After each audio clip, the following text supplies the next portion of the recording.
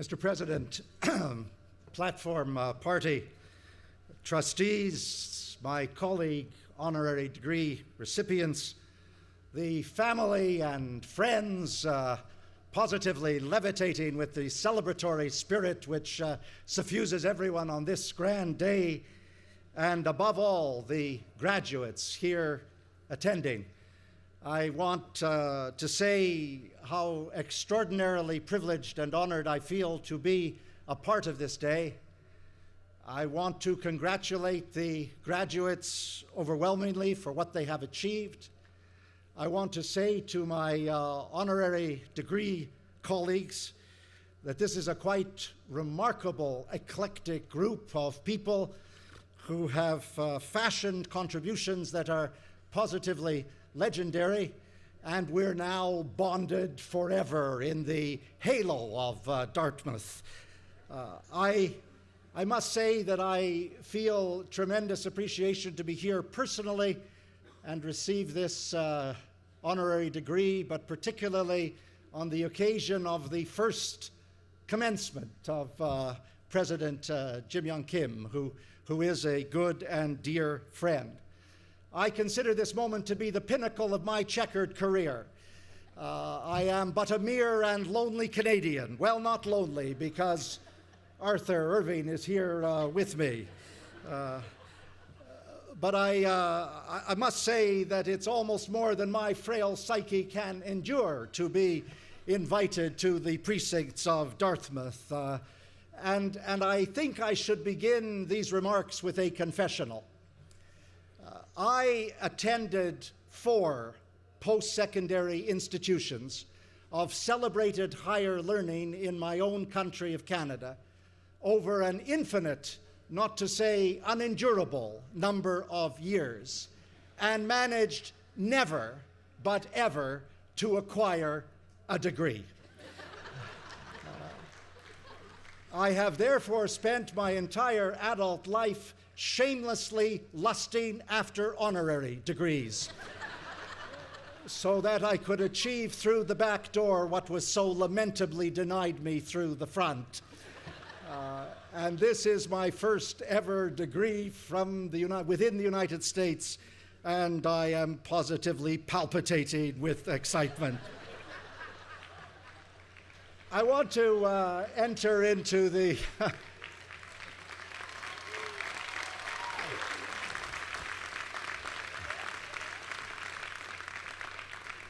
You can intuit that I'm also a little punchy from the sheer exaltation of the moment.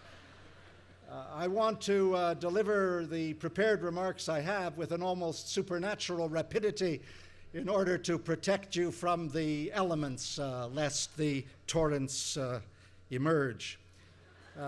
As you heard from the President, I served as the UN envoy on AIDS in Africa from 2001 to 2006. The nadir of that tenure was 2003.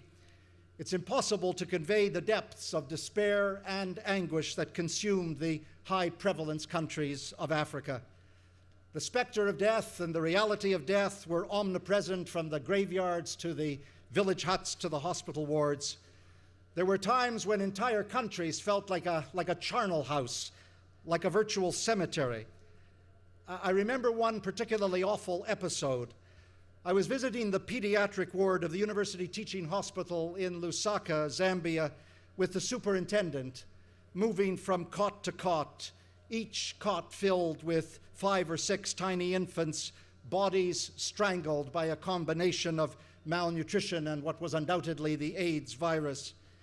I had been in the ward for 5 minutes when an agonizing cry filled the room and reverberated wall to wall like some ghastly, otherworldly shriek. I remember convulsively swiveling round to see what in God's name was happening. And there in the corner of the room was a young mother on her knees by one of the cots, weeping inconsolably as the nurse came in with a white sheet and took the babe away. What lives with me to this day was that it happened every 10 minutes I was in the ward. A wail, a sheet, a nurse, a little morsel of a death. I remember thinking to myself, has the world gone mad? How is this possible in the first decade of the 21st century? But of course, not only was it possible, but it was happening to huge percentages, 10, 15, 20, 30, 35% of the population between 15 and 49 years of age of whole countries, and in the decisive majority to the women of those countries. What was so appalling was the fact that by 2003 we had antiretroviral drugs available. To be specific, 3 drugs in 1 pill to be taken twice a day. It was called triple combination therapy. It kept people alive. So powerful and effective were the drugs that they were said to cause the Lazarus effect. People at death's door suddenly underwent a startling metamorphosis. They got better. They looked after their family. They returned to work. They survived. But for some reason, the world was paralyzed in its response. It might have been racism. It might have been geography. It might have been indifference. Whatever it was, the treatment did not roll out, even though by then there were generic drug equivalents emerging that made treatment financially possible. Millions of lives were lost unnecessarily. Millions were put at risk unnecessarily. It was unconscionable. It was unforgivable. It was a kind of moment of international criminal delinquency. And then something astonishing happened. It came in mortal form. It was called Jim Kim. All right, this is where it gets embarrassing. But I refuse to be cowed by circumstance. On December the 1st, 2003, the World Health Organization, WHO, launched a campaign against AIDS called 3x5. The objective was to put 3 million people into treatment by the end of 2005. The idea, months in gestation, startling, inspired, brilliant, came full-blown from the brow of Jim Kim, which, when I think of it, may explain his permanently furrowed forehead. There's no beating around the bush here. Jim Kim became the director of HIV/AIDS at WHO. He had a tremendously supportive director general, and the two of them together drove things forward. I was flush in the middle of being the envoy. I watched it close up, and I can say unequivocally that it was the absolute turning point in the struggle to subdue the pandemic. But it wasn't easy. And it wasn't easy for the most ridiculous and distressing of reasons. One of the singular truths about the United Nations, rarely known by the outside world, is the degree of jealousy and competitiveness amongst the agencies. And the sorry truth about 3x5 is that some in the UN World of AIDS were incensed by Jim Kim's initiative, were incensed that he'd taken the lead, were incensed that it gave WHO all kinds of kudos and profile, and were incensed that they were left in the murky backwater of the also-rans. They couldn't sabotage things directly. After all, there is a limit to vile human behavior, but they sure as the devil weren't going to help it succeed. And at every opportunity, behind the scenes, sotto voce, they forecast failure. But nothing daunted Dr. Kim and his colleagues. They persevered regardless the range and rivalry. In mathematical terms, 3x5 didn't make it. It didn't make the full 3 million. But in human terms, it was a magnificent success. What 3x5 did was to unleash a rollout of treatment that became irreversible. Thus it is that today there are nearly 5 million people in treatment, primarily in the developing world, overwhelmingly in Africa. Your university president contributed significantly to keeping those people alive.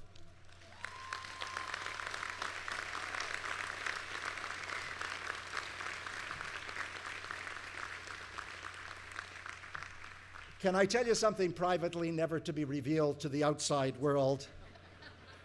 I love Jim Kim. I'm not for a moment self-conscious in saying it. I readily concede that not everyone is going to be a Jim Kim, but I would insist that it's possible for everyone to make a contribution to improving the human condition. You're graduating from one of the most esteemed universities on the planet. Whatever the discipline, whatever the profession you embrace, it's possible over the years to better this often fetid world. You don't have to devote your life to it. No one is asking for some saintly transformation. I'm only asking for a sense of being a global citizen, of caring about the injustice in this world, and doing something, however modest, to bring an end to it. In Washington this past week, just completed, there was a conference called Women Deliver, attracting the participation of over 3,000 concerned advocates and activists from every corner of the globe. The conference addressed head-on all those issues that so compromise the lives millions of women lead, whether international sexual trafficking or female genital mutilation, or the absence of inheritance rights and property rights, or honor killings, or child brides, or the lack of economic autonomy, or dismal political representation, or maternal mortality, or intimate partner violence, or marital rape, or the spreading contagion of savage rape and sexual violence in situations of armed conflict like the Congo, and the crazed lust for political power like Zimbabwe. It's impossible, in the face of all of this, not to realize that the most important struggle in the world is the struggle for gender equality. You cannot continue to marginalize half the world's population and expect to approximate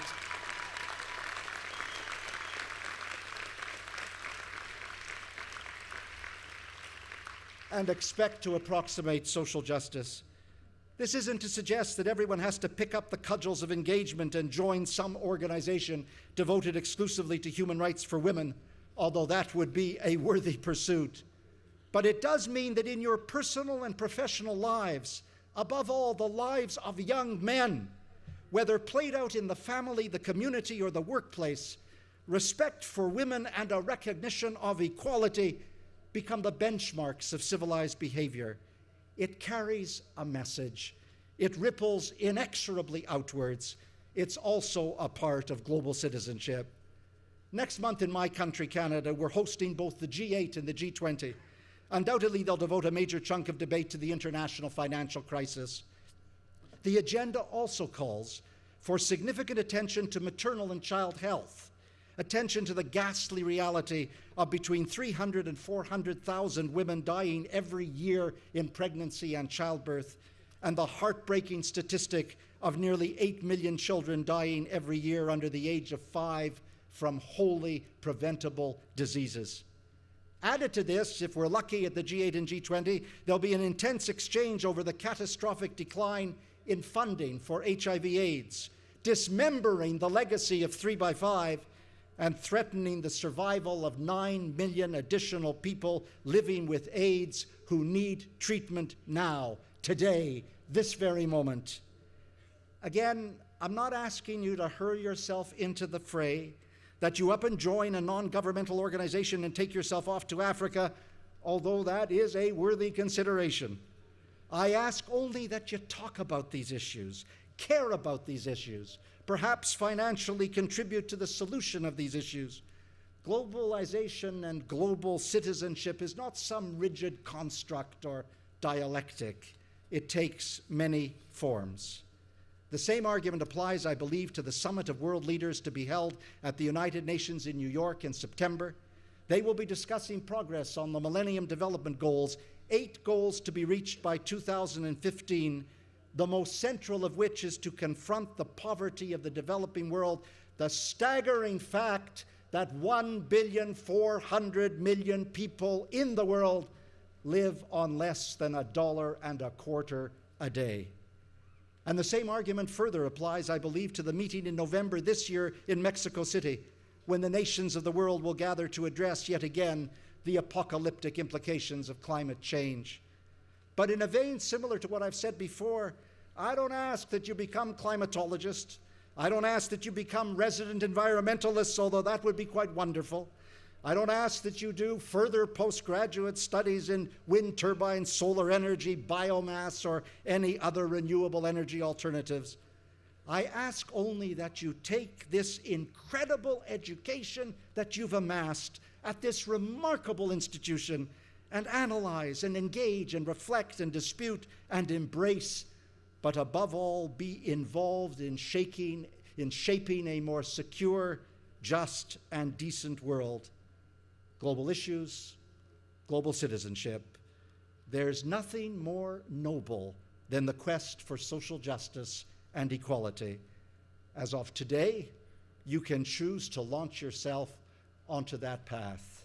With full heart, I congratulate you, I salute you, and I thank you profoundly for this honor.